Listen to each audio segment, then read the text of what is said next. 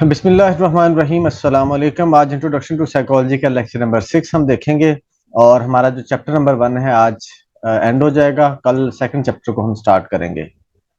उसके जो हमारा चैप्टर नंबर 1 था इंट्रोडक्शन टू साइकोलॉजी का, उसमें हमारा मतलब कुछ टॉपिक्स रहते हैं। पर्सपेक्टिव्स को देख रहे थे, 2 पर्सपेक्टिव रहते हैं, इसके अलावा 1-2 टॉपिक और हैं साथ इसके, वो भी कवर करेंगे और इसको आज एंड कर देंगे। हमारा जो आज का पहला टॉपिक है वो है एवोल्यूशनरी साइकोलॉजी। बहुत ही फेमस पर्सपेक्टिव है, बहुत ही इंटरेस्टिंग पर्सपेक्टिव भी है और थोड़ा सा कंट्रोवर्शियल भी है, लेकिन ये कि इंटरेस्टिंग है। ये एवोल्यूशनरी पर्सपेक्टिव ये क्या होता है, इसकी डेफिनेशन पहले देख लेते हैं। The evolutionary perspective in psychology is an approach that explains human behaviour and mental processes in terms of how, किस तरह से बयान किया जाता है कि how they may have evolved to solve problems, कैसे ये इवॉल्व हुए हैं प्रॉब्लम को सॉल्व करने के लिए। ठीक है, फेस बाय आवर एंसेस्टर्स, यानी कि हमारे जो आबाओ अजदाद थे ना, उनको कौन कौन सी प्रॉब्लम का सामना करना पड़ा है कि जिससे उनकी लर्निंग हुई है, उस लर्निंग को उन्होंने सीखा है, यानी कि लर्निंग उन्होंने अडॉप्ट की है। ठीक है, और उसको फिर आगे आने वाली नस्लों में वो ट्रांसफर करते रहे हैं। दैट इज एवोल्यूशन बेसिकली, कि कैसे आहिस्ता आहिस्ता आहिस्ता आहिस्ता बेहतरी आई है चीजों में, कैसे चीजें आहिस्ता आहिस्ता हमने सीखी हैं। This perspective suggest that many psychological traits and behaviours. अब ये पर्सपेक्टिव क्या कहता है हमारी साइकोलॉजी से related? Many psychological traits and behaviours have developed because they were advantageous of for survival and reproduction. अब ये वाला जो है ना पर्सपेक्टिव, ये हमारे बिहेवियर को लेके, हमारी ट्रेट्स को लेकर क्या कहते हैं कि ये आहिस्ता आहिस्ता इसलिए डेवलप हुई हैं हमें, और हम में इसलिए मौजूद हैं आज। बहुत सारे हमारे बिहेवियर्स, बहुत सारी ट्रेड्स क्यों मौजूद हैं हम में, या क्यों वो डेवलप हुई हैं, वो जरूरी है हमारे लिए, वो इंपॉर्टेंट है हमारे लिए रिप्रोडक्शन के अंदर और सर्वाइवल के अंदर। सर्वाइवल में हमें वो हेल्प करते हैं, रिप्रोडक्शन में हमें हेल्प करते हैं। That's why they exist in us. ठीक है, इसलिए वो हम में मौजूद हैं। That is evolutionary psychology. अब इसको थोड़ा सा मैं और सिंपल एग्जांपल से अगर मैं आपको समझाऊं कि इंसान जब पहली दफा दुनिया में मतलब आया था, उसका वास्ता सांप से पड़ा था। अब पहली दफा जब सांप से पड़ा ना वास्ता, तो उसको नहीं पता था कि ये खतरनाक है। उसने क्या किया, उसको ऐसे जाके पकड़ लिया। जब पकड़ लिया तो उसको उसने डसा। जब उसने डसा तो उसकी डेथ हो गई या वो बीमार हो गया। अब ये जब जो लोग देख रहे थे या जिसके साथ ये हुआ है, उसने सीख लिया कि ये एक खतरनाक जानवर है। पहले नहीं सीखा था, उसको पहले पता नहीं था, लेकिन उसने सीख लिया कि खतरनाक जानदार है। ठीक है, ये काटता है तो जहर मतलब फैल जाती है, बंदा मर सकता है या बंदे को तकलीफ होती है। फिर क्या हुआ, अब ये वाली लर्निंग होगी कि ये खतरनाक जानदार है। उसके बाद आहिस्ता आहिस्ता क्या हुआ, उसे बचने के तरीके निकाले गए। फिर आहिस्ता आहिस्ता क्या हुआ, अगर वो डस ले तो उसको कैसे उसका इलाज करना, ये तरीका फाइंड किया गया। ऐसे करते करते आहिस्ता आहिस्ता आहिस्ता आज हम कंप्लीटली तौर पर हम इसको कंट्रोल कर सकते हैं या इससे कंप्लीटली तौर पर बच सकते हैं। ये क्या हुआ, ये लर्निंग हमारी आहिस्ता आहिस्ता हुई, इवॉल्व हुई है। ठीक है, आहिस्ता आहिस्ता हमने ये चीज डेवलप की है और आज ये होता है कि हमारे अंदर पहले से ये चीज मौजूद होती है कि ये सांप एक खतरनाक जानदार है, या बेसिकली हमें पता चल जाता है, या आप कह सकते हैं कि हमारी लर्निंग हुई पड़ी है। जैसे हम मेच्योर होते हैं तो हमें मतलब रियलाइज हो जाता है कि किस चीज से बचना है, किससे हमें नहीं बचना। कि कैसे आहिस्ता आहिस्ता चीजें इम्प्रूव हुई हैं, बेहतर हुई हैं, कैसे उसने हमारे सर्वाइवल में हमें हेल्प की है, सर्वाइव करने में हेल्प की है। ठीक है, नॉलेज ने, उस लर्निंग ने। That is evolutionary perspective. The work of early functionalists developed into the field of evolutionary psychology, a branch of psychology that applies the Darwin theory of natural selection. अब इसको, इसकी जो डार्विन की theory थी natural selection, वो कहता है कि ह्यूमन बिहेवियर पर, ह्यूमन बिहेवियर पर और एनिमल बिहेवियर पर हम इसको क्या करते हैं, अप्लाई करते हैं और फिर उसको देखते हैं। Evolutionary psychology accepts the functionalist basic assumption, namely that many human psychological systems including memory, emotion and personality serve की adaptive function। अब ये जो बहुत सारे जो है ना अब कह सकते हैं जो साइकोलॉजिस्ट हैं, खासतौर पर फंक्शनलिस्ट ने भी इस चीज को माना कि हमारे जो बहुत से सिस्टम है जिसमें हमारी मेमोरी आ जाती है, इमोशन आ जाती है, पर्सनैलिटी आ जाती है, कहते हैं ये क्या करते हैं, ये अडेप्टिव फंक्शन परफॉर्म करते हैं। अडेप्टिव का मतलब है कि जिस तरह का एनवायरनमेंट वैसे बन जाना, that is adaptation. Adaptive functions perform करते हैं। As we will see, evolutionary psychologist use evolutionary theory to understand many different behaviors including romantic attraction, stereotypes, prejudice। ये मतलब एवोल्यूशनरी पर्सपेक्टिव को यूज करते हुए देखा जाता है कि रोमांटिक अट्रैक्शन कैसे होती है, स्टीरियोटाइप्स कैसे डेवलप होते हैं, प्रेजुडिस कैसे डेवलप होते हैं। अब मिसाल के तौर पर अगर हम फर्ज कर लेते हैं कि किसी चीज को बुरा समझते हैं, तो वो जो बुरा समझना है या उसको हम पसंद ना करना, ये कैसे डेवलप हुआ है। ये जाहिर सी बात है, कोई ऐसी बातें हुई होंगी आहिस्ता आहिस्ता आहिस्ता आहिस्ता कि वो चीजें डेवलप हो गई हैं। तो वो कहते हैं जब इस तरह की किसी चीज को हमने देखना होता है कि हाउ बेसिकली या by following which process the things are developed, के किस प्रोसेस को या कैसे चीजें डेवलप हुई हैं, अगर उसको हमने देखना होता है तो फिर हम एवोल्यूशनरी पर्सपेक्टिव को यूज करते हैं। ठीक है, कि कैसे कैसे करके चीजें जो है ना डेवलप हुई हैं, आज जिस फॉर्म में मौजूद हैं वो कैसे बनी हैं। अच्छा, इसके बाद अ की component of ideas of evolutionary psychology is fitness. ये मोस्ट इंपॉर्टेंट चीज के फिटनेस, ये जो फिटनेस वाला कॉन्सेप्ट है ना, ये क्या है, which refers to the extent that having a given characteristics helps the individual organism survive and reproduce at a higher rate than do other members of the species who do not have the characteristic। अब यहाँ पर fitness की बात अगर मैं आपको simple way में बताऊं, वो कहता है कि सरवाइव जो है ना सोसाइटी के अंदर वही बंदा करता है जो अपने आप को स्ट्रॉन्ग कर लेता है, या अपने आप को हालात के मुताबिक ढाल लेता है, या अपने आप को मजबूत कर लेता है हालात से निपटने के लिए, वही जो है सरवाइव करता है। अब यहाँ पर वो कह रहे हैं कि हमारे अंदर जो करेक्टरिस्टिक्स आई है ना हमारे बड़ों से, हमारे आबाओ अजदाद से, ठीक है, वो कहते हैं कि वो बेसिकली फिटनेस की मिसाल है कि fitter organism pass on their genes more successfully to later generations, के जो फिट ऑर्गेनिजम्स हैं या इंडिविजुअल्स हैं ना, वही जो अपने जीन्स है ना सक्सेसफुली आगे ट्रांसफर कर पाते हैं। ठीक है, वही आगे ट्रांसफर कर पाएंगे इंडिविजुअल्स जीन्स सक्सेसफुली, या जो फिट लोग होंगे या स्ट्रांग होंगे, आप ये कह सकते हैं सिंपल वर्ड्स में, उनमें जिस तरह के जीन्स होंगे ना, जिस तरह की कैरेक्टरिस्टिक्स होंगी, वही आगे ट्रांसफर होंगी, making the characteristics that produce fitness more likely to become part of the organism natural nature than characteristics that do not produce fitness। For example, it has been argued that the emotion of jealousy has survived over time in men because men who experience jealousy are more likely to pass। अब हम जो human के अंदर वो कहते हैं ना jealousy वाला फैक्टर होता है ना, ये जेलसी वाला फैक्टर क्यों होता है कि ये जेलसी वाले इमोशंस इतने स्ट्रांग थे, इतने स्ट्रांग थे कि वो अगली जनरेशन में क्या हो गए, ट्रांसफर हो गए। यानी कि इतना स्ट्रांग इमोशन था या इतना फिट इमोशन था, या वो इंडिविजुअल इतने स्ट्रांग या फिट थे कि उन्होंने इसको इस इमोशंस को इस तरह से स्ट्रेस किया या इस तरह से अपने अंदर एब्जॉर्व किया हुआ था या डेवलप किया हुआ था कि वही चीज उनके अगली जनरेशन में भी चली गई, उनकी निस्बत जिनमें वो कहते हैं कि जेलसी नहीं थी। अब मिसाल के तौर पर यहाँ पर वो कहते हैं कि दो लोग हैं, कि एक तो है, एक वो बंदा है जिसमें जेलसी वाला एलिमेंट है या जेलसी वाला जीन है, एक वो बंदा जिसमें जेलसी वाला जीन नहीं है। ठीक है, अब वो कहते हैं कि जेलसी वाला जो जीन है ना ट्रांसफर हो गया। ठीक है, जो जेलसी मतलब कि जेलसी वाला जीन नहीं था वो ट्रांसफर नहीं हो सका। उसकी रीजन क्या थी कि जो जिसमें जेलसी वाला जीन था ना ये ज्यादा स्ट्रांग था, ये एलिमेंट ज्यादा स्ट्रांग था, या वो पर्सनैलिटी या वो शख्सियत इतनी स्ट्रांग थी कि उसने इसको आगे ट्रांसफर कर दिया अपनी नेक्स्ट जनरेशन के अंदर। तो that is basically the concept of fitness, कि जो जितना ज्यादा फिट होगा किसी भी सोसाइटी के अंदर या किसी भी इन्वायरमेंट के अंदर वही सरवाइव कर पाएगा, अदरवाइज वो सरवाइव नहीं कर पाता। इसकी कुछ लिमिटेशंस भी हैं। जो एवोल्यूशनरी साइकोलॉजी है कौन सी है देख लेते हैं। One problem is that many of predictions are extremely difficult to test. इसकी जो प्रेडिक्शन है ना वो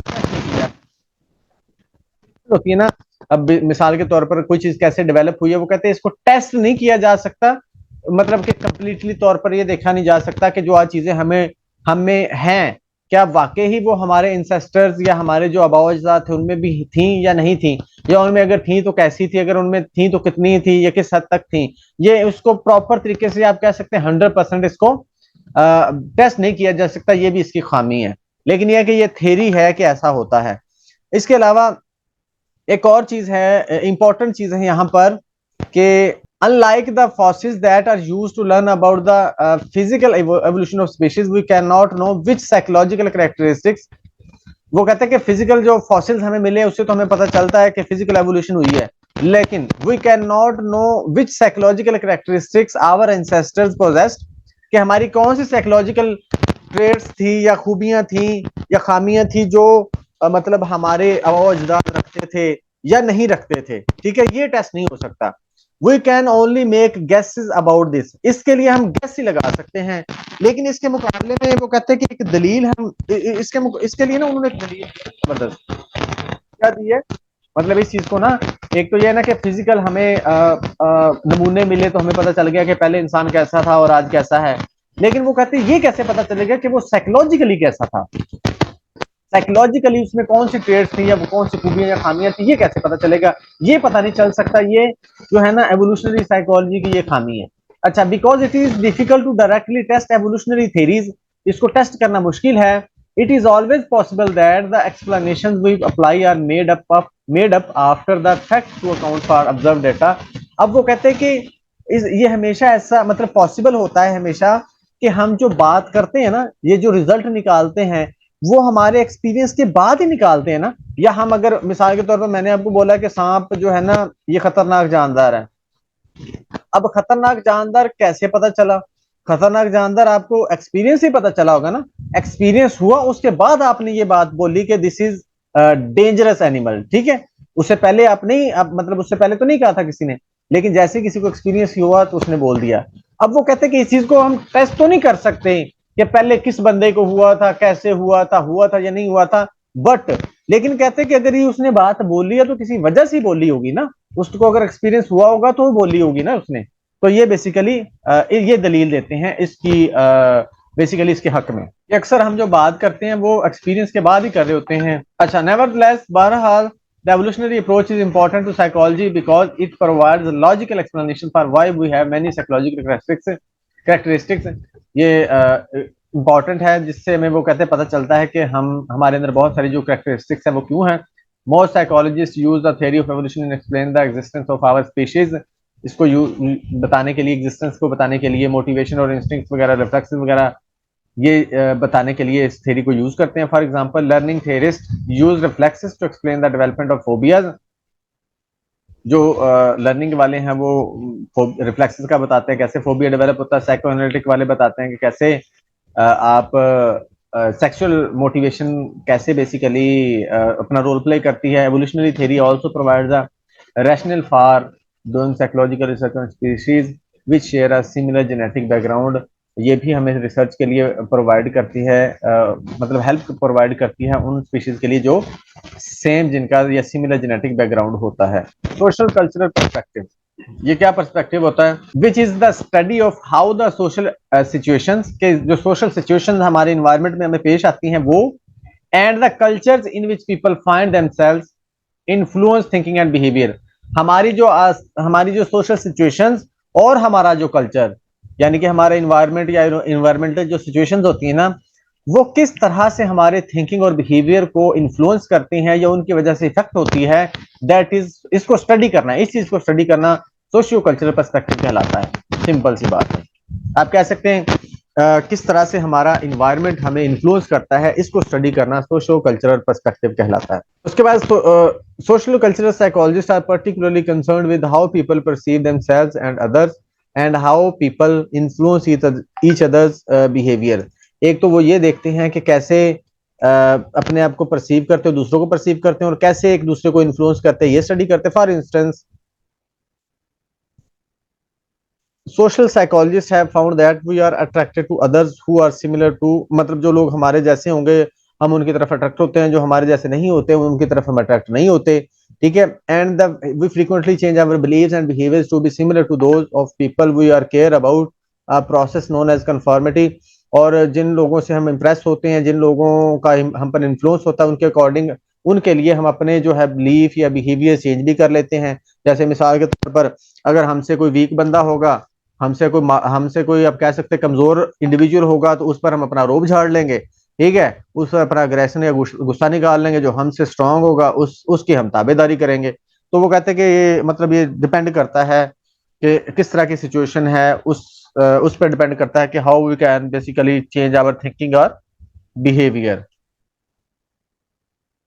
अच्छा, उसके बाद an important aspect of social cultural psychology are social norms defined as ways of thinking, feeling and behaving that are shared by group members, कि हमारी जो थिंकिंग हमारी जो सोशल नॉर्म्स होती हैं वो कैसे हमारी थिंकिंग फीलिंग को इन्फ्लुएंस करती हैं, इफेक्ट करती हैं। Norms include custom, tradition, standards और rules as well as the general values of the group, ये वाली होती हैं। Many of the most important social norms are determined by culture in which we live, मतलब बहुत सारी जो हमारी नॉर्म्स होती हैं वो डिफाइन होती हैं, किससे डिफाइन होती हैं? उस कल्चर से जो जिसमें हम रह रहे होते हैं। अच्छा, उसके बाद cultural representation, common set of social norms including religious and family values and other moral beliefs shared by the people who live in a geographical region, के वो मतलब बेसिकली नॉर्म्स क्या होती हैं? बेसिक कल्चर क्या होता है, कहते हैं कि एक खास तरह की आपकी नॉर्म्स या ट्रेडिशंस का होना, जो एक खास तबके के लोग या खास खित्ते के लोग उनको फॉलो कर रहे होते, दैट इज कल्चर। ठीक है, this definition can be extended to included, अच्छा ये हो गया। अच्छा, cultural influences every aspects of our life.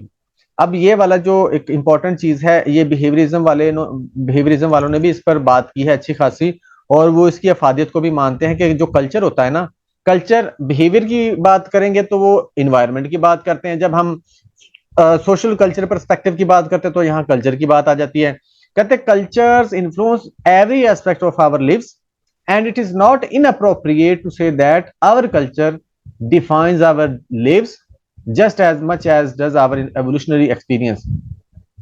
अब वो कहते हैं कि हमारा जो कल्चर है ना, वो हमारी जिंदगी के हर एस्पेक्ट को, जिंदगी के हर पहलू को है ना इन्फ्लुएंस करता है, इफेक्ट करता है। इसकी जो आप कह सकते हैं सच्चाई है, उसको इग्नोर नहीं किया जा सकता कि कल्चर जो है कितनी इंपॉर्टेंस रखता है। जो साइकोलॉजी आप कह सकते हैं कि अगर हम इंसान की स्टडी के अंदर बात करें तो दो ही चीजें जो होती हैं वो इंपॉर्टेंस रखती हैं उसकी जिंदगी में या उसकी पर्सनैलिटी में या उसके बिहेवियर में। एक तो आपका जीन्स होता है, दूसरा इन्वायरमेंट होता है। ठीक है, तो इन्वायरमेंट की जब बात आ जाती है तो वो कल्चर ही बेसिकली, कल्चर भी उसी के अंदर ही आ जाता है कि या तो आपकी पर्सनैलिटी और बिहेवियर में जीन्स का रोल होता है या फिर आपके कल्चर का होता है। इसको बोलते हैं नेचर और नर्चर। नेचर की मतलब नेचर की जब बात आती है तो बात है जीन्स की, जीन्स कैसे आपकी पर्सनैलिटी को डिफाइन करते हैं, और जब नर्चर की बात आती है तो वो आती है आपके कल्चर की, इन्वायरमेंट की या आपकी लर्निंग की, कि वो कैसे इन्फ्लुएंस करता है। अच्छा, अब डिफरेंट कल्चर मतलब कि एग्जिस्ट करते हैं दुनिया के अंदर, मतलब यूरोप के अंदर डिफरेंट कल्चर है, हमारे इसके अंदर अगर हम बात करें अपने एशिया के अंदर डिफरेंट कल्चर है, पाकिस्तान के अंदर बात करें तो डिफरेंट कल्चर है, अगर हम मतलब इंडिया के अंदर बात कर ले तो डिफरेंट कल्चर है। अब यहाँ पर एक बात करते हैं नॉर्म्स इन वेस्टर्न कल्चर। अगर वेस्टर्न कल्चर की बात करें तो वहां पर कल्चर बेसिकली, वहां पर क्या रवाज है या क्या कल्चर है? वहां पर इंडिविजुअलिज्म का कल्चर है। कैसे इंडिविजुअलिज्म का मतलब क्या है? Which is about valuing the self and one's independence from others, के जो वेस्टर्न कल्चर है ना, वो इंडिपेंडेंस की बात करता है कि हर कोई अपनी मर्जी का मालिक है। एक ही घर के अंदर रहने वाले जो लोग हैं ना, पेरेंट्स उसके उनके फिर बच्चे, वो हर कोई ना अपना अपना अलग अलग इंडिपेंडेंटली मतलब रह रहा होता। आपने भी देखा होगा मूवीज में भी और सुना भी होगा कि वहां इंडिविजुअल कल्चर है, कि वहां पर कोई भी किसी पर डिपेंड नहीं कर रहा होता किसी भी लिहाज में। वो चाहे उनकी शादियों की बात हो, वो काम की बात हो, वो एजुकेशन की बात हो, हर कोई अपनी मर्जी का मालिक होता है, हर कोई अपने हिसाब से फैसला कर सकता है। अच्छा, अब वेस्टर्न कल्चर के अंदर बच्चों को कैसे मतलब डेवलप किया जाता है? Western cultures are taught to develop, children in western culture are taught to develop and to value a sense of their personal self. उनको वहां पर आजादी सिखाई जाती है, अपना पर्सनल कह सकते हैं सेल्फ की बात की जाती है, and to see themselves in large part as separate from the other people around them, कि वो अपने आप को अलग समझ सकते हैं दूसरों से। उसके बाद children in western cultures feel special about themselves and they enjoy getting gold stars on their projects and the best grade in the class। मतलब उनको अच्छा फील कराया जाता है मतलब कि अलग से separately. adult in western cultures are oriented toward promoting their own individual success frequently in comparison। और जो adults हैं वो भी इसी तरह से उनको क्या करते हैं, मतलब वो भी आजादी की बात करते हैं, इंडिपेंडेंस की बात करते हैं, इंडिविजुअलिज्म की बात ही करते हैं, वो भी इसी को ही प्रमोट करते हैं। अब आ जाते हैं हमारे एशिया के कल्चर की तरफ। कि norms in East Asian culture on the other hand are oriented to interdependence और कलेक्टिविज्म। यहाँ पर कलेक्टिविज्म की बात होती है, इंटरडिपेंडेंस की बात होती है, यहाँ पर फैमिली सिस्टम की बात होती है। In this culture children are taught to focus on developing harmonious social relationships with others, कि एक दूसरे के साथ रिलेशनशिप बना के चलो, टीम्स बना के चलो, इकट्ठे रहो। The predominant norms relate to group togetherness, यहाँ टुगेदरनेस की बात होती है, कनेक्टेडनेस की बात होती है, and duty and responsibility to one's family and other groups. Family की रिस्पॉन्सिबिलिटी की बात होती है, ग्रुप्स की अगर मतलब के बात होती है रिस्पॉन्सिबिलिटी की। When asked to describe themselves and the members of East Asian cultures are more likely than those from Western cultures to indicate that they are particularly concerned about the interest of others, कि वो दूसरों के interest की भी बात करते हैं, दूसरों को भी साथ लेके चलते हैं, including their close friends and their colleagues को लेके साथ चलते हैं, अपने फ्रेंड्स को लेके चलते हैं। बेसिकली बात सिंपल सी यही है कि यहाँ पर बात की जाती है इकट्ठे चलने की, एक दूसरे का ख्याल करके, एक दूसरे के साथ के पर डिपेंडेंट होकर चलने की बात की जाती है, जबकि वेस्टर्न कल्चर के अंदर ये चीज नहीं है, वहां पर इंडिपेंडेंस सिखाई जाती है लोगों को शुरू से ही। अच्छा, उसके बाद another important cultural difference is the extent to which people in different cultures are bound by social norms and customs rather than being free to express their own individuality without considering social norms। अब वो कहता है कि ये depend करता है, उनकी जो नॉर्म्स की हम बात करें, डिपेंड करता है कि वो किस कस्टम्स या नॉर्म्स की बात करें तो डिपेंड करता है कि वो किस कल्चर के साथ बाउंड हुए हैं या किस कल्चर के साथ वो अटैच हैं, या उनका बेसिकली कौन सा कल्चर है, उसी पर डिपेंड करे। Culture also differ in terms of personal space such as how closely individuals stand to each other. अब ये भी एक कल्चर है कि किस तरह से आपने एक दूसरे के साथ कम्युनिकेशन करनी है, कितने फासले पे खड़े होकर या कितने फासले पे बैठ के कम्युनिकेशन करनी है, मेल के साथ कैसे करनी है और फीमेल के साथ कैसे करनी है, ये भी आपका कल्चर ही बता रहा होता है। इसके बाद मतलब उनके डिफरेंट कल्चर्स का आपस में राब्ते की बात की जा रही है कि किस तरह से एक दूसरे के साथ इंटरेक्शन हो रही है और एक दूसरे को मतलब कि एक दूसरे को कल्चर को जानने की बात हो रही है। अब अगर हम बात करें वुमेन साइकोलॉजी की, वुमेन ऑफ साइकोलॉजी के अंदर वुमेन कौन कौन सी है, उनका रोल क्या है, अगर इसकी बात करें और किस हद तक इनके रोल को माना जाता है, इसकी बात करते हैं हम थोड़ी सी। अच्छा, वुमेन ऑन साइकोलॉजी, अब यहाँ पर हम देखते हैं कि कौन सी जो लेडीज हैं जिन्होंने अपना रोल प्ले किया और साइकोलॉजी के अंदर बहुत ज्यादा फीमेल क्यों नहीं है, वो भी रीजन आज आपको यहाँ मिल जाएगी अगर आपसे कोई क्वेश्चन करे, या आपके जनरल नॉलेज में होना चाहिए वैसे। Although most of the earliest psychologist were main, पहले जो लोग थे साइकोलॉजिस्ट वो मेन ही थे भाई, यानी कि मर्द ही थे। Women also studied psychology but often faced discrimination based on their sex, यानी कि जेंडर की बेस पर उनको डिस्क्रिमिनेशन का सामना करना पड़ा।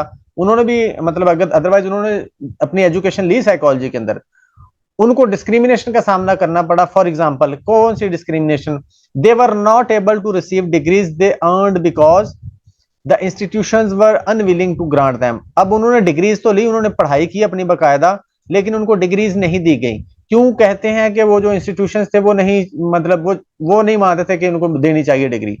दे often taught at all women's colleges and did not have access to graduate students और लेबोरेटरीज।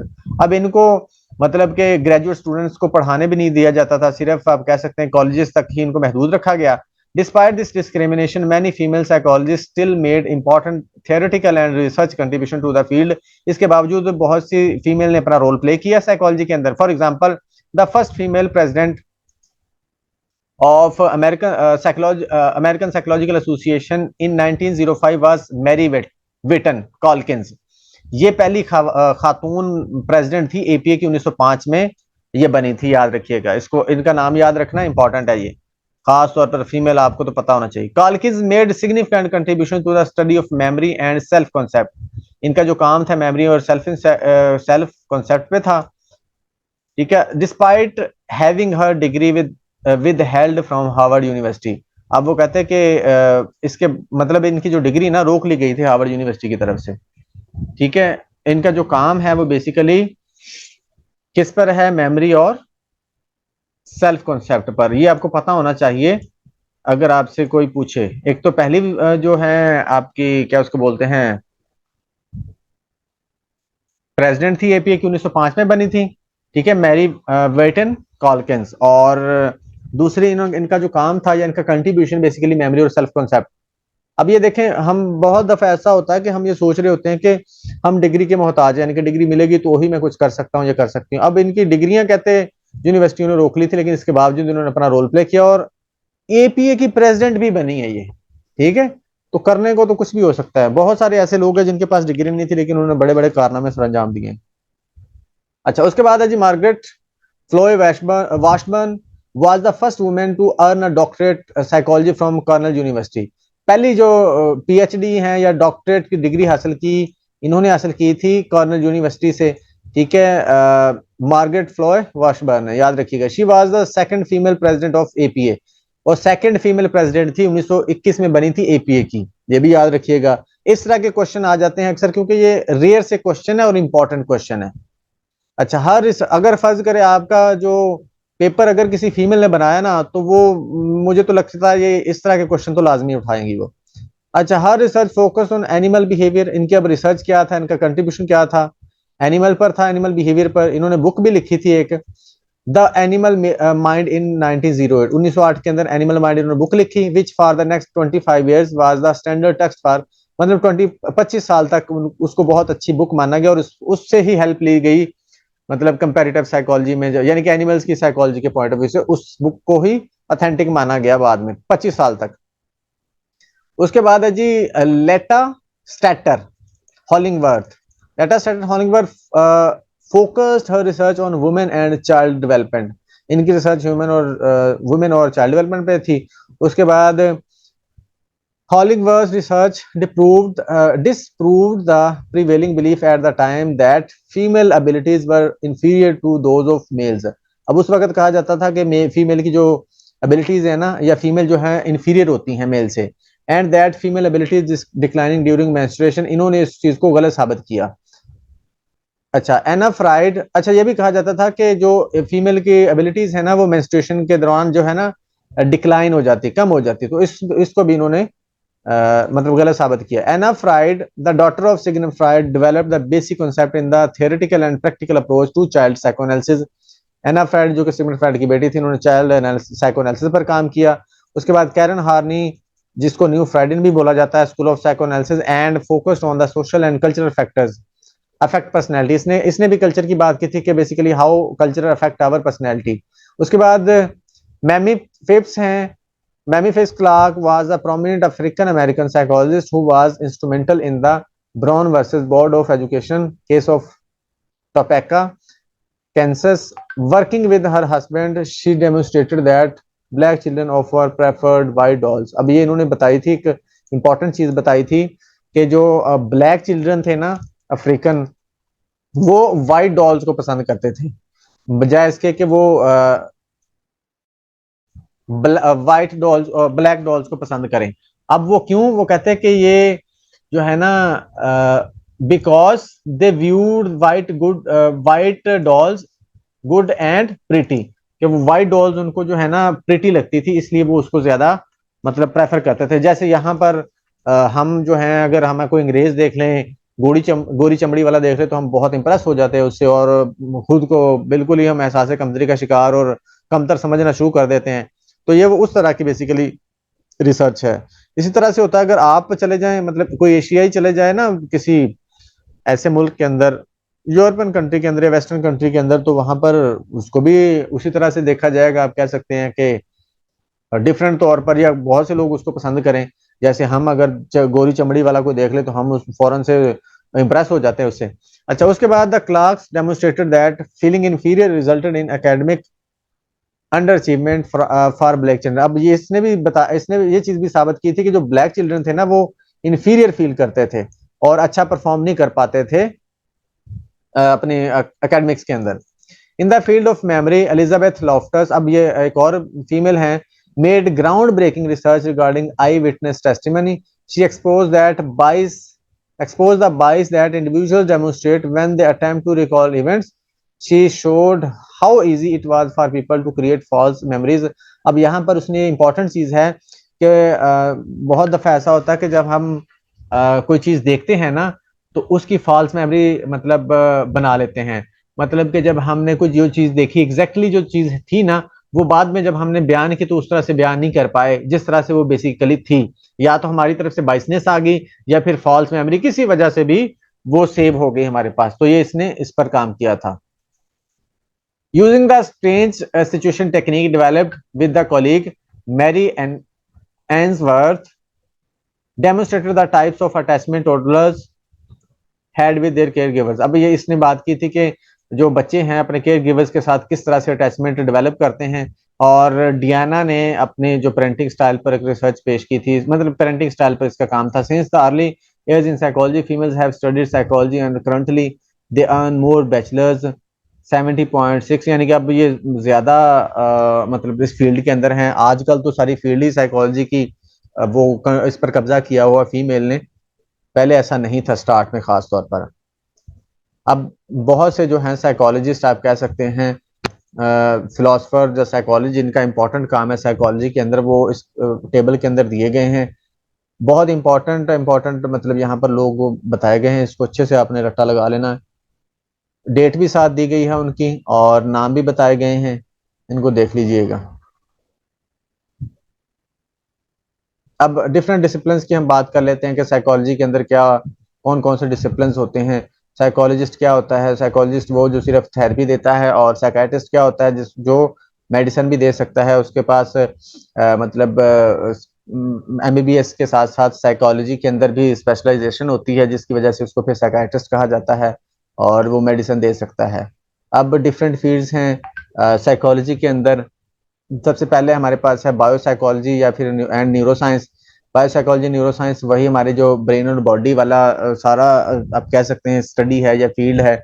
इसमें क्या होता है? Most biologist biopsychologist work in research settings, for instance at universities for the federal government and, मतलब ये उनका काम बताया गया है। ये होता क्या है?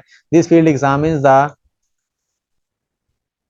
physiological basis of behavior in animals and humans by studying the functioning of different brain areas and the effects of hormones and neurotransmitters. ये देखा जाता है ब्रेन कैसे काम करता है, कौन सा बिहेवियर कैसे इन्फ्लुएंस होता है with behaviour with brain, different parts of brain, and we also study in this field about hormones and neurotransmitters role for different behaviors। ठीक है, कैसे न्यूरोट्रांसमीटर्स हार्मोन्स हमारे डिफरेंट बिहेवियर्स को इन्फ्लुएंस कर रहे होते हैं। इसी तरह से क्लिनिकल एंड काउंसलिंग साइकोलॉजी ये लार्जेस्ट फील्ड है साइकोलॉजी की। The focus is on the assessment, diagnosis, causes and treatment of mental disorders. ये इस पर मतलब इस फील्ड के अंदर ये होता है। और ये काम क्या करते हैं? वही वाली बात के हॉस्पिटल्स के अंदर असेसमेंट के लिए, डायग्नोसिस के लिए, काउंसलिंग के लिए ये लोग काम कर रहे होते हैं। इसी तरह कॉग्निटिव साइकोलॉजी है। कॉग्निटिव साइकोलॉजी क्या है? This field uses sophisticated research methods including reaction time and brain imaging to study memory, language and thinking। यानी कि मेमोरी, फीलिंग, थॉट्स और परसेप्शन, ये सारी चीज़ों को स्टडी करना किसके अंदर आता है? कॉग्निटिव साइकोलॉजी के अंदर। और कॉग्निटिव साइकोलॉजिस्ट इसी से रिलेटेड रिसर्च कर रहे होते हैं। डिफरेंट स्पेशल मतलब जहां पर इनको इनकी जरूरत होती है वहां पर अपना रोल प्ले कर रहे होते हैं, काम कर रहे हैं। इसी तरह से डेवलपमेंटल साइकोलॉजी के अंदर ये देखा जाता है कि कैसे कैसे over the period of time हम डेवलप होते हैं फिजिकली और मेंटली या साइकोलॉजिकली। उसके बाद फॉरेंसिक साइकोलॉजी है। फॉरेंसिक साइकोलॉजी के अंदर ये फॉरेंसिक साइकोलॉजी डिफरेंट आप कह सकते हैं डिपार्टमेंट्स के अंदर काम करता है। खास तौर पर क्रिमिनल डिपार्टमेंट के अंदर ये काम करता है, जिसके अंदर डिफरेंट बिहेवियर्स को अंडरस्टैंड करना होता है, इसने जज करना होता है और ये बताना होता है कि सही है या गलत। यानी कि जस्टिस सिस्टम के अंदर ये ज्यादातर काम करते हैं ये लोग। उसके बाद हेल्थ साइकोलॉजी में क्या होता है? ये देखा जाता है कि किस तरह से हमारा जो बॉडी है या बिहेवियर है या थिंकिंग पैटर्न है या साइकोलॉजिकल इश्यूज हैं, वो किस तरह से हमारी फिजिकल हेल्थ को मतलब कि डैमेज करते हैं या इन्फ्लुएंस करते हैं या इफेक्ट करते हैं, ये उसके अंदर अपना रोल प्ले करते हैं। कम्युनिटी साइकोलॉजी है, बेसिकली सोशल साइकोलॉजी से रिलेटेड ही होता है कि कैसे कम्युनिटी अपना वर्क कर रही होती है, कैसे कम्युनिटी मतलब कि कम्युनिटी इंडिविजुअल पर और इंडिविजुअल कम्युनिटी पर इन्फ्लुएंस कर रहे होते हैं। उसके बाद industrial organizational and environmental psychology. Industrial psychology applies psychology to the workplace with the goal of improving the performance and well being of the employees. Industry के अंदर जितनी भी मतलब आप कह सकते हैं कि डेवलपमेंट होती है, खास तौर पर एम्प्लॉय को लेकर, प्रोडक्ट को लेकर वो सारी इसके थ्रू ही होती है। वर्क प्लेस कैसा होना चाहिए, कहाँ पर होना चाहिए। और ये खास तौर पर अगर देखा जाए ना, जितनी भी अच्छी अच्छी कंपनीज हैं, उनकी जो टेबल चेयर तक बनती है ना, वो भी इसके अंदर उसका रोल होता है इंडस्ट्रियल साइकोलॉजिस्ट का। इसके साथ साथ जो फिजियोलॉजिस्ट का और साइकोलॉजिस्ट का रोल होता है कि कौन सी पोजीशन में अगर आपका एम्प्लॉय बैठेगा तो ज्यादा प्रोडक्टिविटी देगा, कौन सी पोजीशन में ज्यादा बैठेगा तो उसको प्रॉब्लम होगी। तो ये सारी चीजें भी बड़ी कैलकुलेटेड होती हैं। अगर देखा जाए तो ये भी एक पूरी फील्ड है। मतलब कि बड़ी वास्ट फील्ड है। इसमें बड़ा मतलब बड़ा स्कोप है इस फील्ड के अंदर भी। अगर इंडस्ट्रियल साइकोलॉजी पढ़ लेते हैं ना आप, या इंडस्ट्रियल साइकोलॉजिस्ट बन जाते हैं तो अच्छे वाले। पर्सनैलिटी साइकोलॉजी इसके अंदर देखा जाता है कि पर्सनैलिटी बेसिकली कैसे डेवलप होती है और किस तरह से, किस इन्वायरमेंट के अंदर या किस टाइप की पर्सनैलिटी होती है, ये देखा जाता है इसके अंदर। और ये डिफरेंट मतलब एकेडमिक्स के अंदर, रिसर्च के अंदर ये काम कर रहे होते हैं। वह स्कूल एंड एजुकेशनल साइकोलॉजी, इसके अंदर देखा जाता है कि स्कूल की सेटिंग की बात की जाती है, लर्निंग की बात की जाती है, इफेक्टिव टीचिंग मेथड्स और लर्निंग मेथड्स की बात की जाती है। स्कूल के साथ काम कर रहे होते हैं, यूनिवर्सिटीज के साथ टीचर, पेरेंट्स और स्टूडेंट्स को ये कर रहे होते हैं deal. Social and cross cultural psychology, ये भी सोशल साइकोलॉजी से रिलेटेड है। इसके अंदर भी देखा जाता है कि topics of study, conformity, group behaviour, leadership, attitudes and personal perception, ये सारी चीजें इसके अंदर आती हैं। स्पोर्ट्स साइकोलॉजी के अंदर देखा जाता है the field of study that psychological aspects of sports behavior. The goal is to understand the factors that influence performance in sports, including exercise and team interaction. Sports psychology भी एक पूरी field है। हमारे जो क्रिकेट की कोई भी team होती है ना, उसके साथ एक साइकोलॉजिस्ट लाजमी होता है उनको ट्रेन करने के लिए। खास तौर पर जब प्रेशर के अंदर खेलना होता है, हमारी क्रिकेट टीम के साथ भी एक साइकोलॉजिस्ट होता है। उसका काम क्या होता है? उसका काम उनको स्ट्रेस हैंडल करना सिखाना होता है, टीम बिल्डिंग सिखाना होता है, लीडरशिप सिखाना होता है कि जब स्ट्रेस के अंदर फैसले कैसे लेना है, ये सारा उसने उसके साथ मतलब हेल्प करनी होती है। इसके साथ साथ और भी मतलब चीजों के अंदर उसको उनको उनकी हेल्प करनी होती है। Sports psychologists work in gym, school, professional sports teams and other areas where sports are practised. जिस जिस एरिया पर, जिस जिस जगह पर भी स्पोर्ट्स की बात आती है, तो वहां पर स्पोर्ट्स साइकोलॉजी इन्वॉल्व हो जाती है।